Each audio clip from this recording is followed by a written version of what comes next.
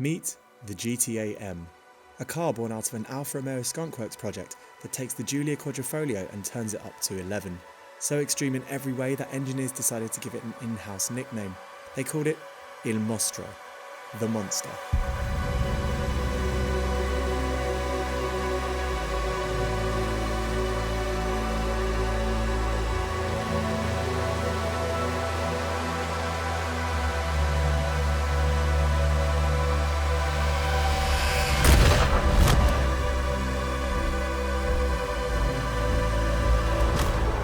It gets a whole host of track-focused modifications, and it was tuned on the same circuit as the original GTA, along with Sauber Formula 1 engineers. This isn't a four-door saloon anymore, it's more of a road-going race car.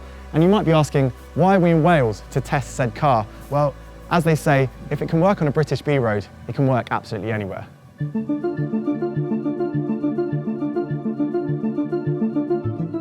Starting from £153,000 for the 5-seat GTA and rising to 158 grand for the 2-seat half-cage GTAm you see here, this is clearly no Alfa Giulia for the masses. That said, the split between the variants is surprisingly neutral, with each version anticipated to represent 50% of the total 500-car run, suggesting some buyers intend to use their cars routinely on the road. Best of all, for those of us in Britain, early signs suggest around 100 cars could end up here. It's not hard to imagine why. Just look at it. So what have they produced? They have made a racing car for the road. Essentially, we have GTA. GTA, the name you may know, comes from the time when Alfa Romeo had that beautiful, beautiful racing car in the 60s. Now this car carries on with the spirit of that machine. It's just crazy, this car. So this car carries on with that theme. It keeps up the motorsport inspiration. So what does that give us? Right, so we have a 2.9 litre twin turbo V6, the one we know and love from the normal Quadrifoglio. However, in this car, it has 540 horsepower. That's thanks to some recalibration in the ECU and the Akrapovic exhaust you can hopefully hear. It sounds fabulous, doesn't it? We also have, all round, the suspension has been changed. We've got new damping, new springs, tighter as you can imagine, but we still have the adjustability that we had in the standard car, which means that you've still got the ability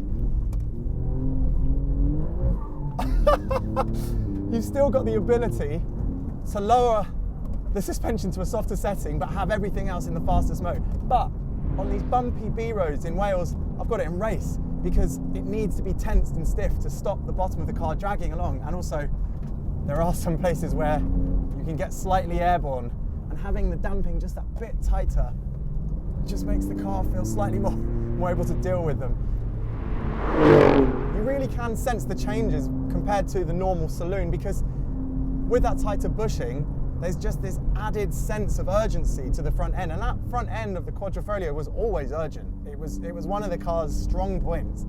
But now you've just got this additional sense of urgency without it being hyper-reactive. It still feels quite easy to flow the car. You're not being forced to turn at a slower rate than feels instinctive. You can pitch it into a bend with a bit of lock on, and the car just flows really smoothly into the corner, and the balance is just so spot on. Honestly, I cannot emphasize to you.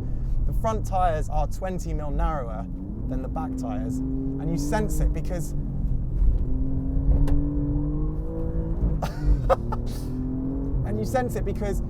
if you go into the corner and you just coast in, it will be neutral, but if you throw it in with a lot of aggression, you'll just get a tiny, tiny bit of push before the car then hammers into that corner. If you learn to drive as intended with this setup, you understand that actually the best way to go at it is to drive it like a hot hatch into a corner. Go in with a trailed brake, go in with a quick lifted throttle, and it will rotate on into the corner. And then you've just got all this opportunity to play with the car as you wish. It's basically up on its tippy toes saying, what do you want to do next? The bodywork sports bespoke front intakes that direct air onto the radiators and also the carbon ceramic brakes, while the carbon fibre arch extensions at the rear emphasise the car's 50mm wider tracks. You'll no doubt have spotted the massive fixed rear wing at the back, which is adjustable through 3 stages, if you remember to bring your Allen keys along. You'd be forgiven for missing the front splitter though, which is tucked away on the road to stop it from scraping along, but can be fully extended on circuit for maximum downforce. Again, you'll need to bring the Allen keys for that. I'll be honest, there's not tons of steering feel.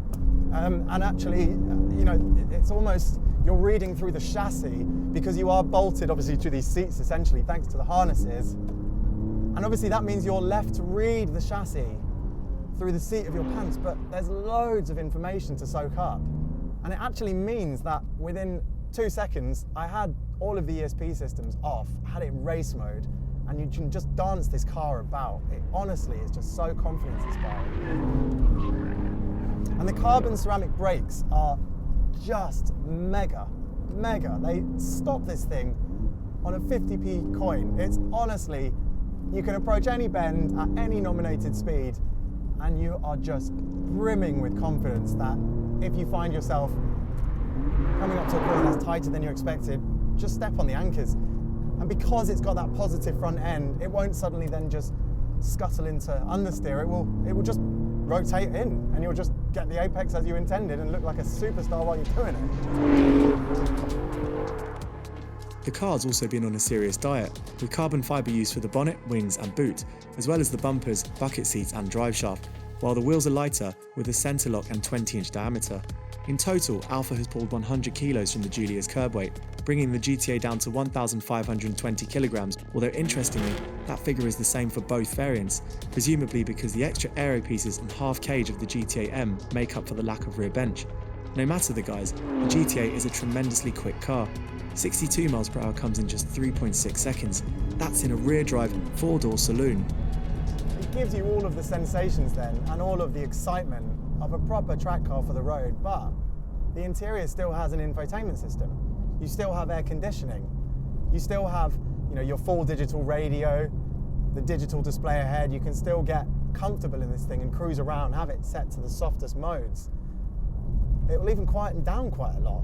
You get all of the technical excitement of a proper track car, but the usability of a road car.